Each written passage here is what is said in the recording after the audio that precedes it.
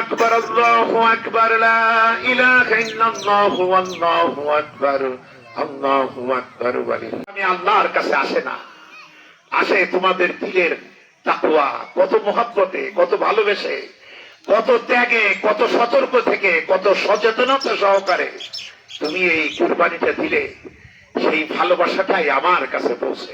Land of sacrifice, যে ময়দান সব সর্বোচ্চ ত্যাগের ময়দান, সেখানে নিয়ে ছেলেকে তিনি কুরবানি করার প্রস্তুতি নিলেন। বন্ধুগণ, আপনারা জানেন সে ঘটনা। আমি যেটা বোঝাতে চাই সেটা হলো, আল্লাহ পাক তিনি তো ছুরি চালাচ্ছেন। ছেলের মুখ দেখে কেমনে ছুরি চালাবেন? ছেলের প্রস্তাবেই তিনি চোখ বন্ধ করেছিলেন বা কিছু দিয়ে চোখ ঢাকছিলেন। এই দৃশ্যটা দেখে আল্লাহ পাক দেখলেন আমার ইব্রাহিম মোহাব্বত, ভালোবাসা, মায়ার সমস্ত পরীক্ষায় উত্তীর্ণ হয়ে গেল। আল্লাহ বলছেন, ইব্রাহিম ফালাম্মা আসলামা ওয়া তাল্লাহু লিল জাবিন, পিতা পুত্র দুজনই আত্মসমর্পিত হয়েছে। এই আত্মসমর্পণের নামই ইসলাম। আর যারা আত্মসমর্পণ করে ওরাই মুসলিম। এবং আল্লাহ পাক এর পরে বললেন, ওয়ানাদাইনাহু ইয়া ইব্রাহিম কদ সাদ্দাকতার রুইয়া ইন্না কাযালিকা নাজজিল মুহসিনিন। ইব্রাহিম, তুমি তো স্বপ্নটাকে পুরা বাস্তবায়ন করে দেখালে। ইব্রাহিম তো মনে করছে আমি ছেলেই জবাই করছি, জবাইও হলো, রক্ত ছুটে পড়লো। এবার চোখ খুলে দেখলেন ছেলে দাঁড়িয়ে আছে, দুম্বা কুরবানি হলো, জান্নাতি দুম্বা।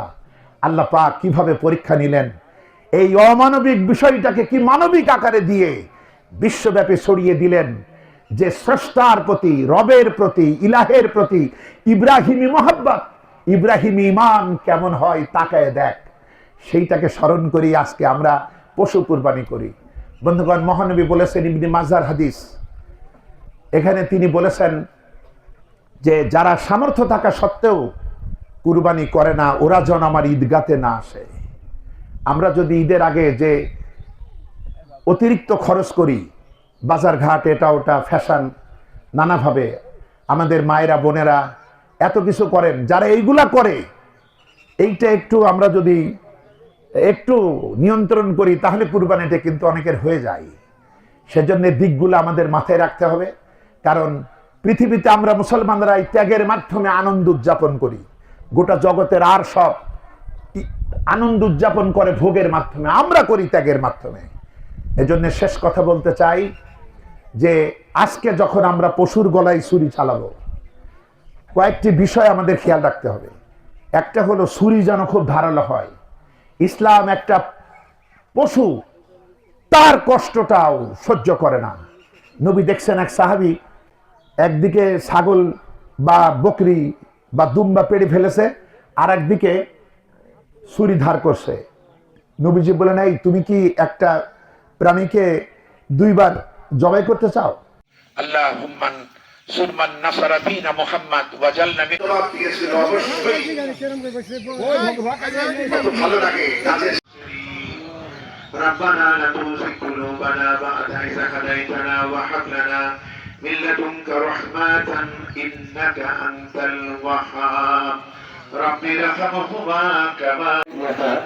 গরু জবাইয়ের জন্য নির্ধারণ করা হয়েছে 500 টাকা, আর ছাগল জবাইয়ের জন্য নির্ধারণ করা হয়েছে 150 টাকা। জবাইয়ের জন্য থাকবেন আমাদের গ্রামের প্রতি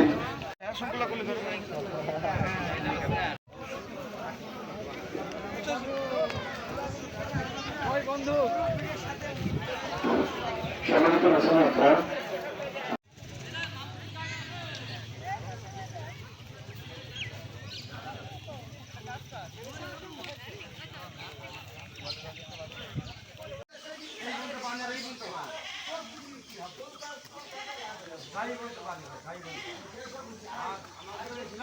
পানি হলে এই বলতে পানি